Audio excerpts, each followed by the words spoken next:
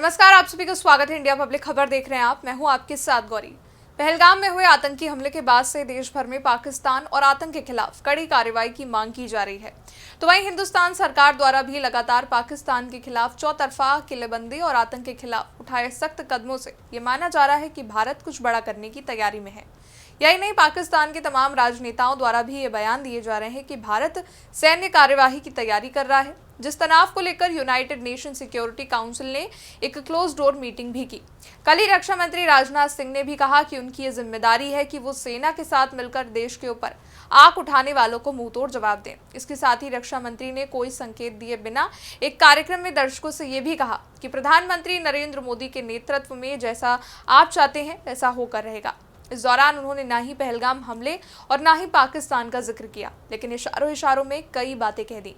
रक्षा मंत्री ने कार्यक्रम में लोगों के सामने कहा कि एक राष्ट्र के रूप में भारत के भौतिक स्वरूप की सुरक्षा हमारे वीर सैनिकों ने हमेशा की है, वहीं भारत के आध्यात्मिक स्वरूप की सुरक्षा हमारे ऋषियों और मनीषियों ने की है। जहां एक तरफ हमारे सैनिक रणभूमि में लड़ते हैं, दूसरी तरफ हमारे संत जीवन भूमि में लड़ते हैं। और अब इन बयानों को और युद्ध के कयासों को और हवा लग चुकी है, क्योंकि गृह मंत्रालय की ओर से मॉक ड्रिल करने का आदेश दे दिया गया है और कल कई प्रदेशों में ये मॉक ड्रिल किया जाएगा।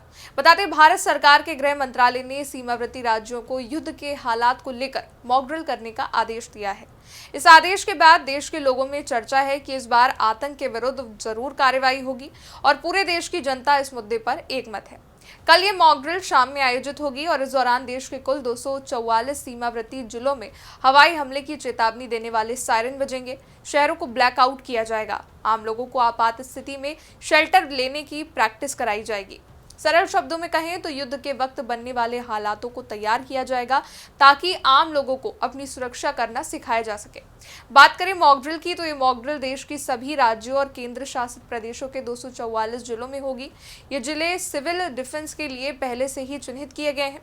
हालांकि अभी तक सरकार ने 244 जिलों की पूरी लिस्ट तो सार्वजनिक नहीं की है, लेकिन कुछ जानकारियां सामने आई है, जिसमें पंजाब, गुजरात, जम्मू कश्मीर, राजस्थान, दमन-दीव, ओडिशा, मध्य प्रदेश, दक्षिण और पूर्वी भारत जैसे कई प्रदेश शामिल हैं, जिनके अलग अलग जिलों में मॉक ड्रिल की जाएगी।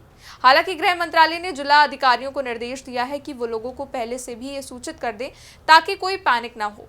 इस मॉक ड्रिल में स्थानीय प्रशासन, civil defence warden, home guards, National Cadet Corps, National Service Scheme, Nehru Yuva Kendra संगठन और स्कूल कॉलेजों के छात्र छात्राएं भाग लेंगे।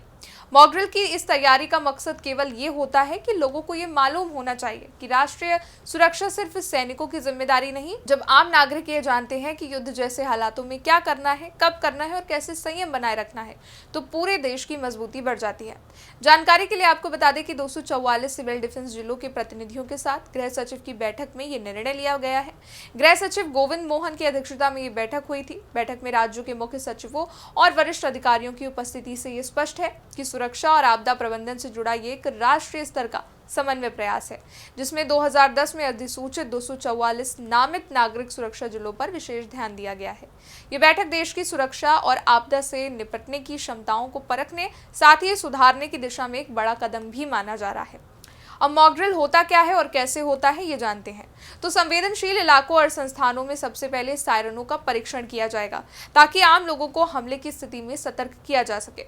और इसके अलावा स्कूलों, दफ्तरों और सामुदायिक केंद्रों में वर्कशॉप्स आयोजित होंगी, जिनमें लोगों को गिरकर छिपने, नजदीकी शरण स्थलों का पता लगाना, प्राथमिक उपचार और मानसिक स्थिति को संभालने जैसी चीजें सिखाई जाएंगी। यही नहीं, अचानक बिजली बंद कर दी जाएगी ताकि रात के वक्त हवाई हमले की स्थिति में शहर को दुश्मन की नजर से छिपाया जा सके।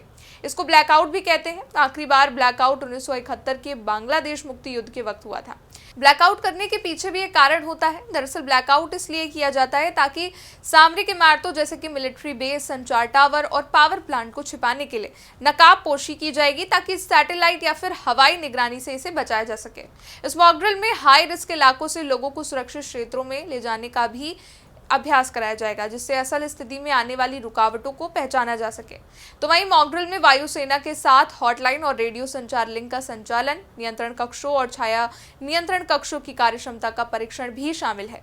अग्निशमन सेवा, नागरिक सुरक्षा और होमगार्ड महानिदेशालय की ओर से जारी एक पत्र में कहा गया है कि मौजूदा भू राजनीतिक परिदृश्य में नई और जटिल खतरे उभरी हैं, इसलिए ये समझदारी होगी कि राज्यों, केंद्र शासित प्रदेशों में हर वक्त इष्टतम नागरिक सुरक्षा तैयारियां बनाई रखी जाएं।